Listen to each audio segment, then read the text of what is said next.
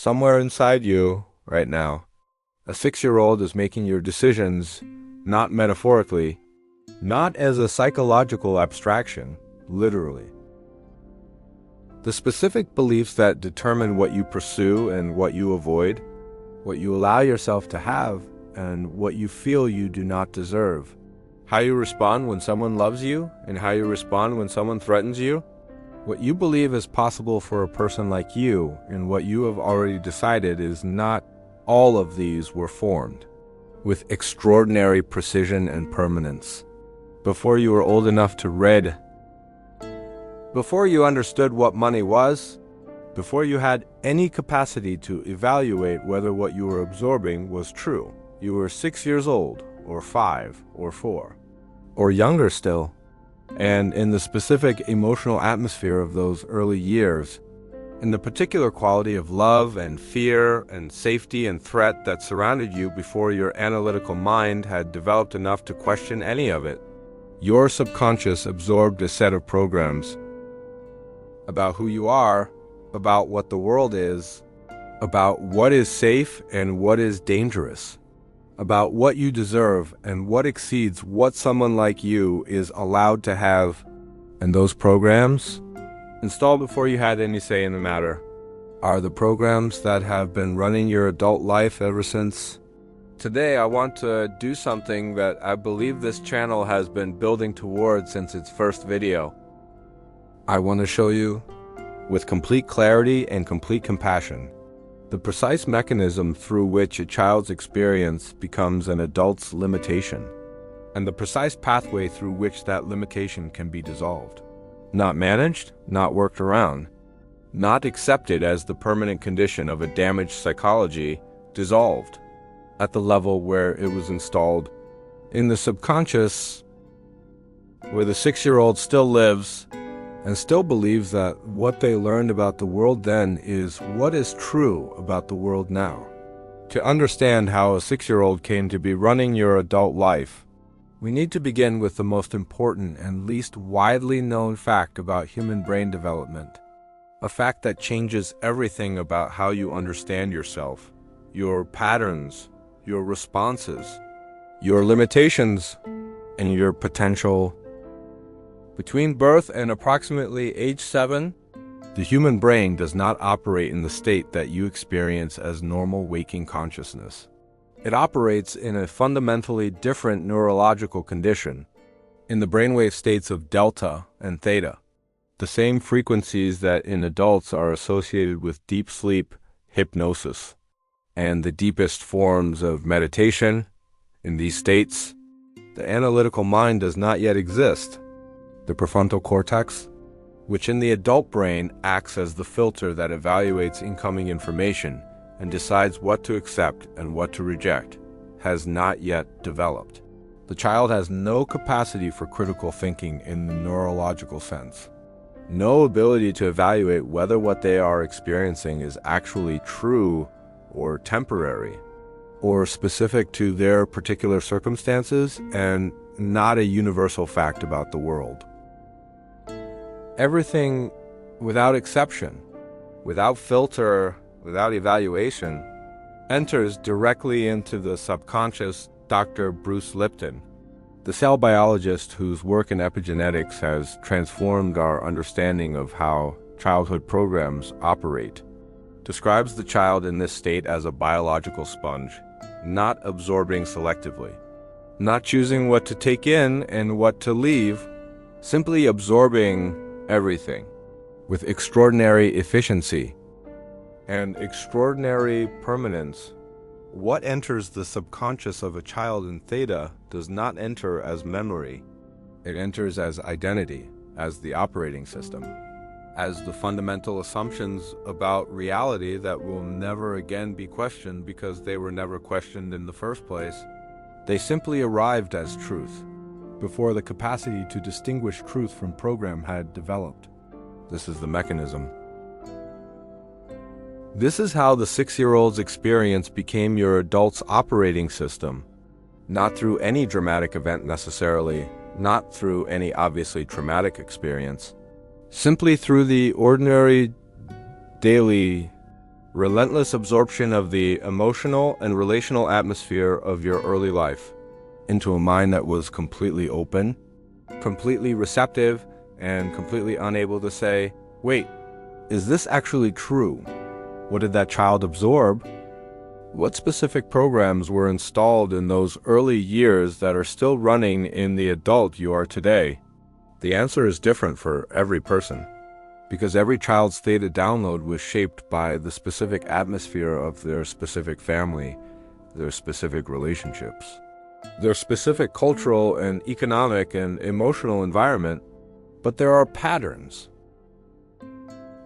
that appear again and again in the subconscious programming of adults who are struggling in recognizable ways.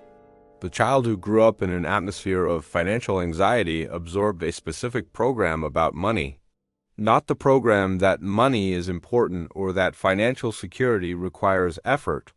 Those would have been useful programs. The program that was absorbed was more fundamental and more damaging than that. The program that money is frightening, that financial safety is always precarious, that the floor can drop out at any moment and there is nothing you can do to prevent it. This program does not manifest in adulthood as a conscious fear of money. It manifests as the inexplicable self-sabotage of financial momentum, the spending that empties accounts just as they approach security, the avoidance of financial conversations and opportunities that would build genuine stability. The 6-year-old who learned that financial ground is not stable is the adult who cannot allow financial stability to exist, because stability, despite being consciously desired, is subconsciously unfamiliar. And what is unfamiliar is what the subconscious most fears. The child who grew up in an atmosphere of conditional love absorbed a specific program about their own worth, not the program that love requires care and attention and showing up. Those would have been useful programs. The program that was absorbed was that their fundamental value as a human being was contingent, dependent on performance, on meeting expectations, on not being too much or too little or too different from what was needed in a given moment. This program does not manifest in adulthood as the conscious belief that I am unworthy. It manifests as the exhausting performance of acceptability, the people-pleasing that never quite produces the security it promises, the chronic inability to receive love that is freely given because the subconscious cannot find the condition that it must have missed. The 6-year-old who learned that love is earned is the adult who cannot rest in love that arrives without conditions. Because unconditional love, despite being what they most want, is subconsciously foreign. And what is foreign is what the subconscious most works to correct. The child who grew up in an atmosphere of chronic criticism absorbed a specific program about the relationship between effort and worth, not the program that growth requires honest feedback. That would have been a useful program. The program that was absorbed was that the default assessment of what they produce is inadequate, that the standard is always slightly beyond what they currently offer, that genuine satisfaction with their own work is not available because there is always something that could have been better. This program does not manifest in adulthood as the conscious belief that I am bad at what I do. It manifests as the perfectionism that is never satisfied, the imposter syndrome that persists long past any objective threshold of competence, the inability to complete things because completion makes them visible, and visibility invites the criticism that the 6-year-old learned to expect. The child who grew up in an atmosphere of emotional unpredictability absorbed a specific program about the reliability of other people, not the program that relationships require patience and repair. That would have been a useful program. The program that was absorbed was that the people you depend on cannot be fully trusted to remain available, that emotional safety is always temporary, that the ground beneath relationships can shift without warning, and the only protection is to maintain a certain distance, a certain readiness to withdraw. A certain part of yourself that is never fully given to any relationship, because giving it fully is what makes the loss unbearable. This program does not manifest in adulthood as the conscious belief that relationships are dangerous. It manifests as the intimacy that approaches a certain depth and then mysteriously retreats, the relationships that the person both desperately wants and unconsciously undermines. The particular loneliness of someone who is surrounded by people who want to love them and who cannot fully let them. The child who grew up in an atmosphere where their genuine self was not welcome, where being too much or too loud or too curious or too sensitive was consistently met with the cooling that signals disapproval, absorbed a specific program about the safety of authentic expression. Not the program that self-awareness requires sensitivity to context. That would have been a useful program. The program that was absorbed was that the genuine self is too much, that the version of themselves that is fully alive and fully expressed is the version most likely to lose the love and belonging they most need. This program does not manifest in adulthood as the conscious decision to hide. It manifests as the automatic, preconscious contraction that happens before the genuine thought is spoken, before the genuine feeling is expressed, before the genuine creative work is shared. The 6-year-old who learned that the real self is too much is the adult who has never fully showed up in their own life. The great thinkers of human history have pointed toward this truth in the language of their own traditions, in their own times. Carl Jung, whose life's work was the mapping of the unconscious mind and its relationship to the conscious life, wrote extensively about what he called the inner child, the specific dimension of the unconscious that carries the unprocessed experiences of early life. He understood that the psychological work of genuine maturity was not the leaving behind of childhood, but its integration. The adult who has not integrated the experiences of their early life, who has not brought conscious awareness and genuine compassion to the programs installed in the theta years, is not free from those programs. They are simply running them unconsciously, living a life whose limitations and patterns and recurring difficulties trace back to a child's response, to a world they did not yet have the capacity to fully understand. Jung wrote that until you make the unconscious conscious, it will direct your life and you will call it fate. This is perhaps the most important sentence ever written about the relationship between childhood programming and adult limitation.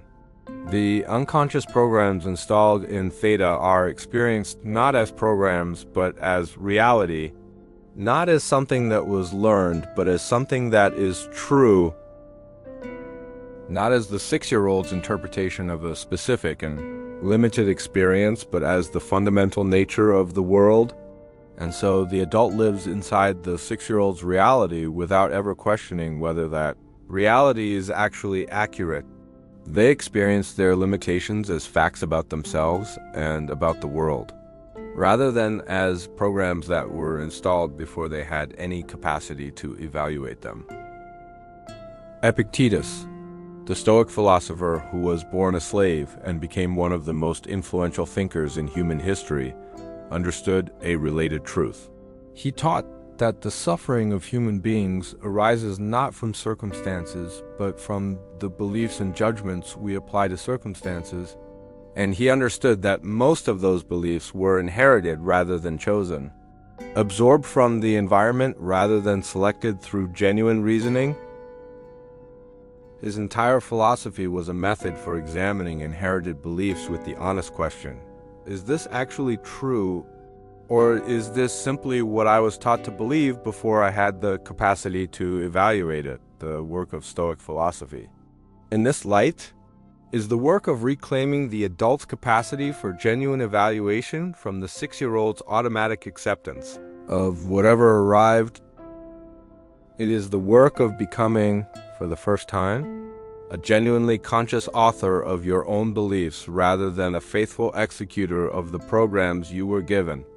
Let me show you specifically how the 6-year-old's programs manifest in the adult's decision-making, because the recognition The genuine moment of seeing your own patterns clearly for the first time is often the most transformative experience available in this work.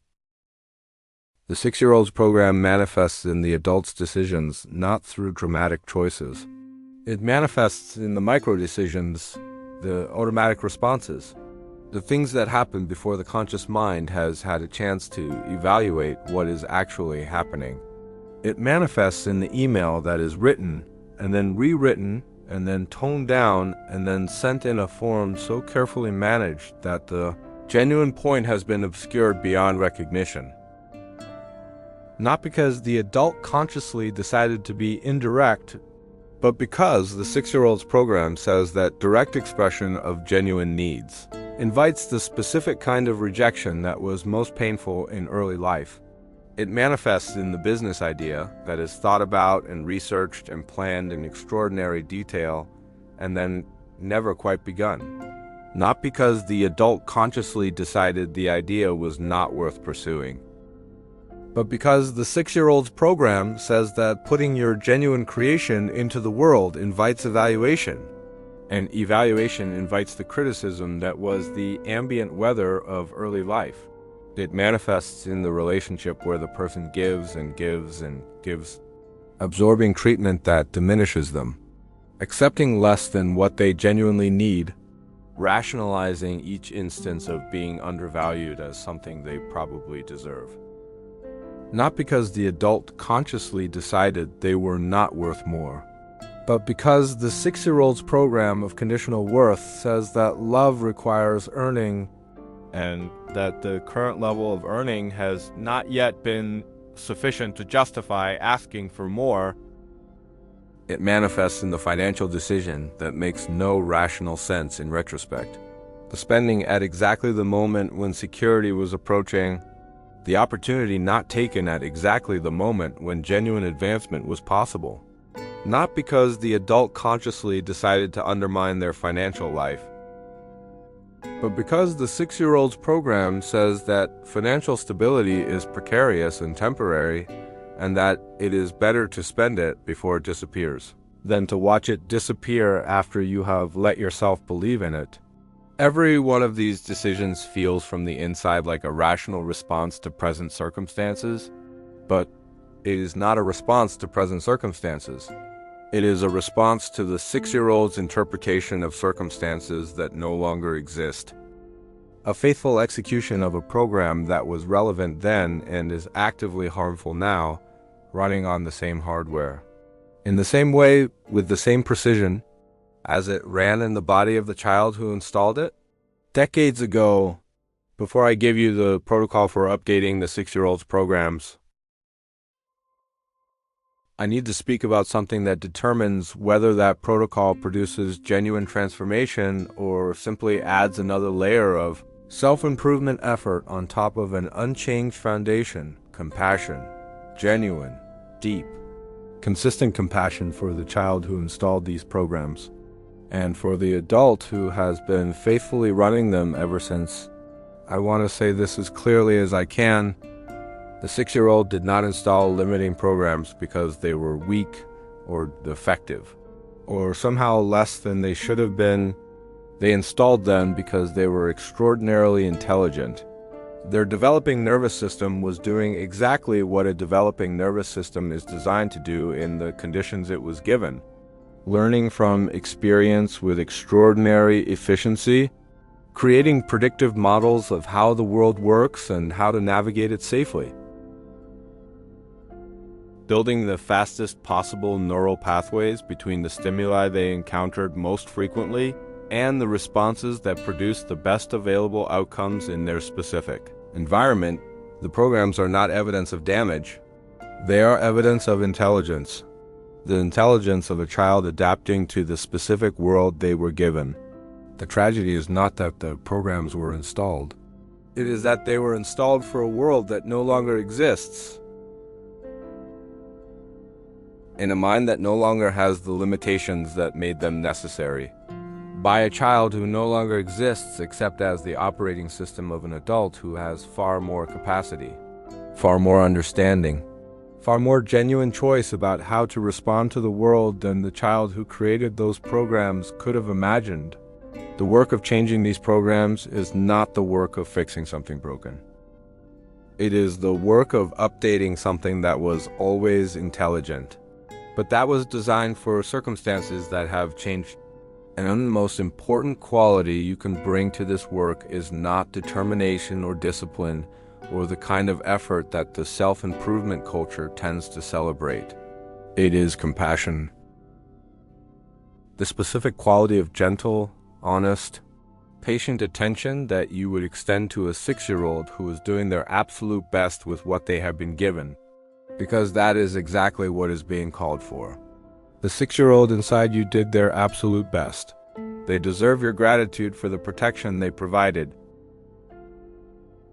And they deserve your compassion as you gently, lovingly, consistently show them that the world has changed and that the programs they installed are no longer the only available response to it.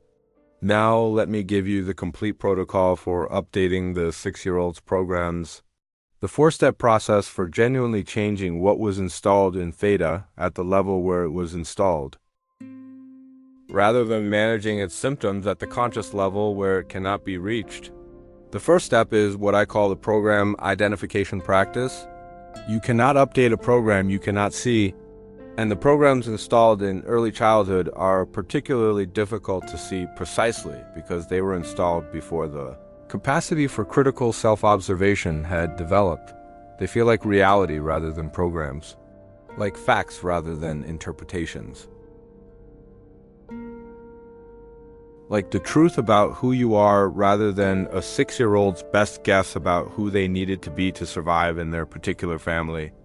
The identification practice works through a specific and deceptively simple question applied to your recurring patterns.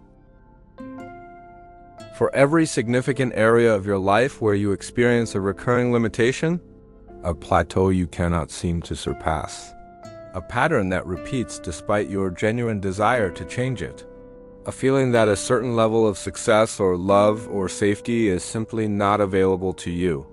Ask this question with genuine curiosity rather than self-criticism.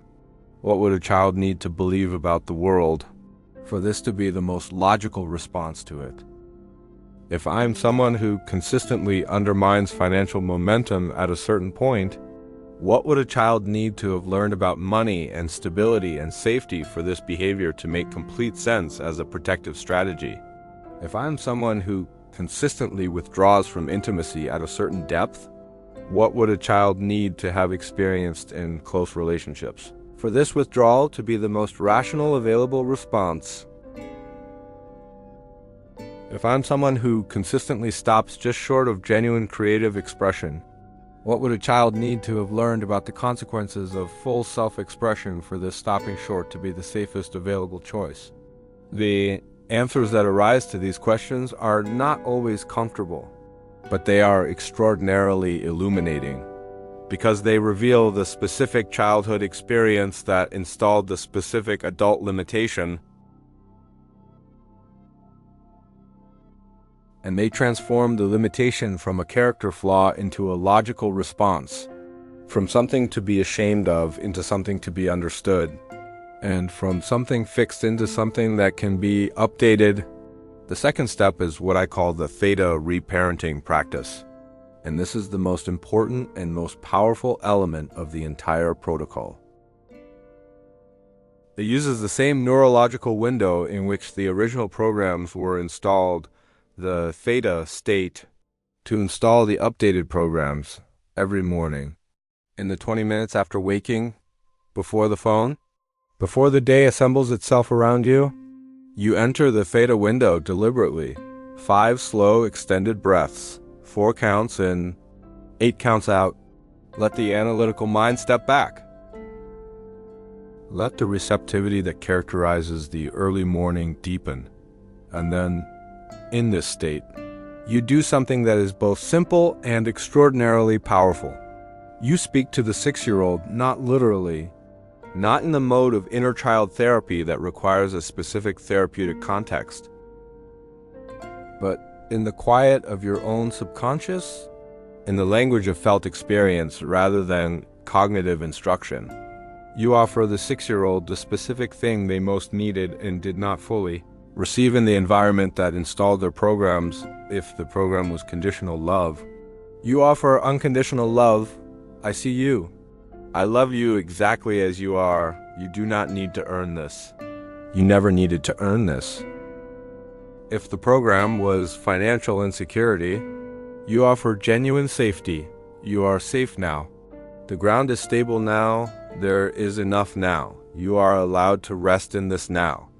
If the program was that authentic expression was dangerous, you offer genuine permission. You are allowed to be exactly who you are. Your full expression is welcome here. Your genuine self is not too much. It was never too much. These are not affirmations in the mechanical sense. They are direct communications to the specific program that needs updating, delivered in the theta state where the subconscious is most receptive, with the genuine emotional charge of real compassion for the child who installed the program, and with the consistency that genuine neurological change requires every morning, not perfectly, not with complete conviction every day, but consistently, with whatever genuine warmth and genuine compassion you can access in the quiet of that early morning moment. The subconscious that installed a program through daily emotional experience will update that program through daily emotional experience. Different emotional experience offered consistently. In the state where the subconscious is most open, this is the mechanism. This is how the theta reparenting practice works. And with consistent daily practice, it works with an effectiveness that has surprised even the researchers who study it. The third step is what I call identity-forward action, the deliberate practice of acting from the updated program before it has fully replaced the old one. This is the step that takes the work from the internal practice of the theta window into the lived experience of the day. And it is the step that provides the subconscious with the experiential evidence that the new program is real. Because the subconscious learns from experience more powerfully than from declaration. And the experience that most effectively updates the 6-year-old's program is the experience of the adult choosing differently and finding that the feared consequence does not materialize. Every day, you identify one specific area where the 6-year-old's program would dictate a particular response, and you choose the response of the adult whose program has been updated. The 6-year-old's program says, do not send the invoice for what you are genuinely worth. The updated program's response is to send it. The 6-year-old's program says, withdraw before the intimacy reaches the depth that historically precedes loss. The updated program's response is to stay, to allow the depth, to remain present while the discomfort of genuine vulnerability does its slow, dissolving work. The 6-year-old's program says, stop the creative work before it is complete and visible and genuinely yours. The updated program's response is to finish it, to share it, to allow the genuine expression to be seen. Each of these acts is a piece of evidence deposited in the subconscious's bank of new experience. Evidence that the world is different now from the world the 6-year-old knew. Evidence that the feared consequences are not as certain as the old program claimed. Evidence that the adult has capacities the child did not. Gradually, with the compounding of consistent evidence over days and weeks, the new program gains enough neural weight to begin competing meaningfully with the old one, and eventually to replace it as the dominant response. The fourth step is what I call the circle of witnesses. Because the 6-year-old's program was installed in relationship, in the specific relational atmosphere of early life, and because the nervous system learns most powerfully from relational experience, the updating of those programs is most effective when it includes genuine relational experience of a different kind. Find the people, even one person, in whose presence you are genuinely seen, genuinely met, genuinely welcomed in your full expression without the conditions that the 6-year-old's program taught you to expect. This is not therapy necessarily, though therapy has its place. It is the specific experience of being received as you actually are by someone who genuinely sees you, and in the nervous system's experience of being seen without the feared consequence. One of the most powerful updates to the 6-year-old's program available to a human being takes place. Let me tell you about people who did this work, who genuinely updated the 6-year-old's programs, and whose lives reflect what becomes possible when the child is no longer the one making the decisions. Nelson Mandela spent 27 years in prison on Robben Island. Years that would have justified every program of bitterness, of worthlessness, of the specific kind of hopelessness that arrives when circumstances confirm every limiting belief about what the world is and what is available within it. Instead, he used those years to do the work of updating the programs that his particular history had installed, not through the luxury of comfortable circumstances, but through the deliberate, daily, patient practice of choosing who he was becoming rather than simply running who he had been programmed to be. He emerged not as someone who had survived his circumstances, but as someone who had been genuinely transformed by the inner work of a quarter century, his capacity for genuine reconciliation, for leading not from bitterness, but from the specific quality of understanding that comes from having genuinely processed the full weight of one's own experience, was not a natural gift or an innate characteristic. It was the result of the most demanding inner work a human being can undertake, the work of updating the programs installed by experience with something more true, more chosen, more genuinely his own. Toni Morrison, whose novels give voice to the specific and complex inner life of people whose subconscious programs were installed by circumstances of extraordinary historical weight, spoke about the work of writing as the work of finding out what you actually think and feel beneath, the layers of what you have been taught to think and feel.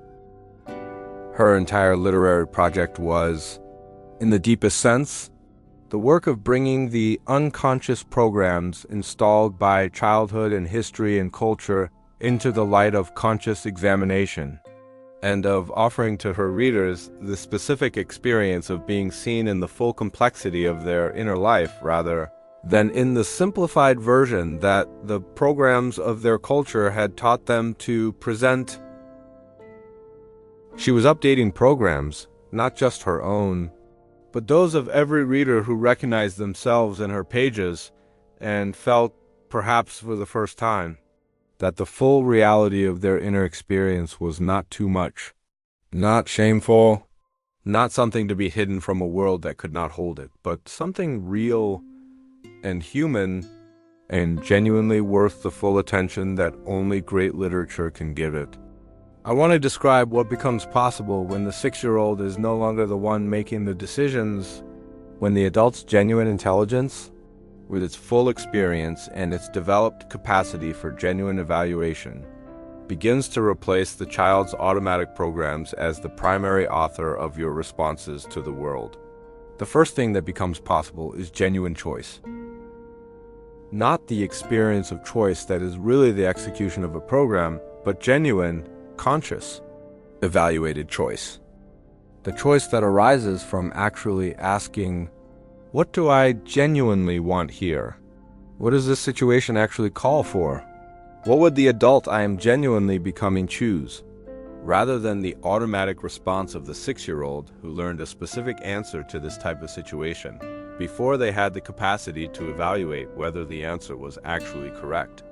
The second thing that becomes possible is genuine rest.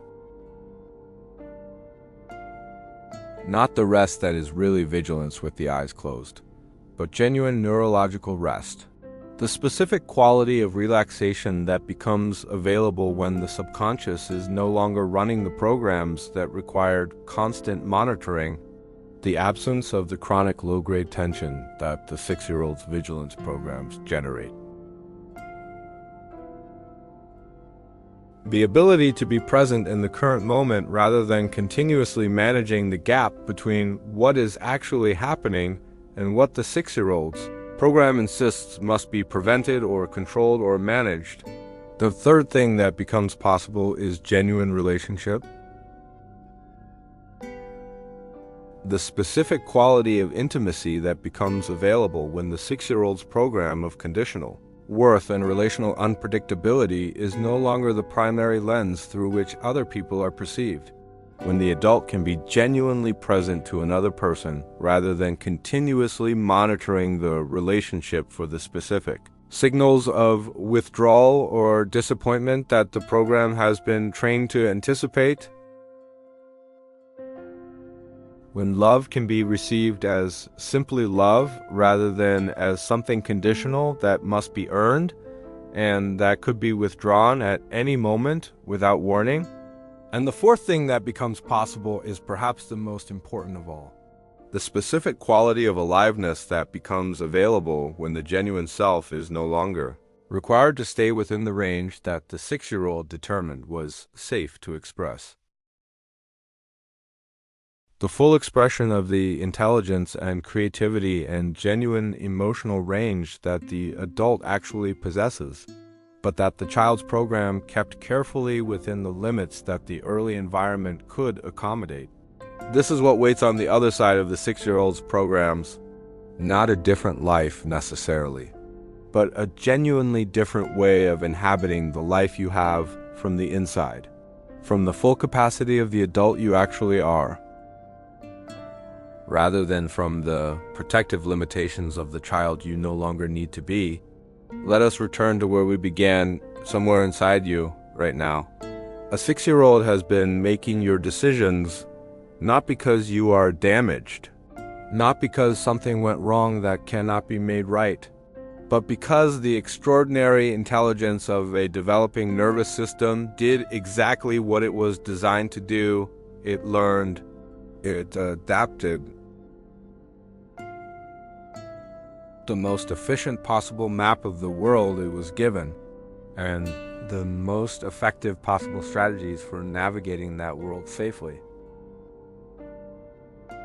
And then it handed those maps and strategies to the adult who emerged from the child as the operating system, as the default responses, as the programs that would run automatically in the background, beneath the level of conscious awareness, for as long as they were never deliberately examined and updated. The 6-year-old who learned that love must be earned is running the adult relationship. The 6-year-old who learned that financial ground is not stable is running the adult finances. The 6-year-old who learned that genuine expression invites withdrawal is running the adult creativity. The 6-year-old who learned that exceeding the family's current range costs belonging is running the adult ambitions. And they have been running them faithfully, precisely, automatically, because that is what programs do, until they are updated. Steps that update them. Program identification, asking what a child would need to believe for this to be their most logical response. Theta reparenting. Speaking directly to the 6-year-old in the morning theta window with the specific thing they most needed and did not fully receive, identity-forward action. Choosing every day in at least one area the response of the adult whose program has been updated. Circle of witnesses, finding even one genuine relationship in which the full self is welcomed without the conditions the 6-year-old learned to expect. This is not quick work. It does not happen in a weekend. It does not transform through a single insight, however powerful that insight may be. It is the patient, daily, compassionate work of updating an operating system that was built by a child, for a child's world, by a child's intelligence. Questions that no longer apply? You are no longer 6 years old. You have never been more capable of evaluating what is actually true, of choosing what actually serves you, of becoming who you actually are beneath every program you were ever given. The 6-year-old did their absolute best.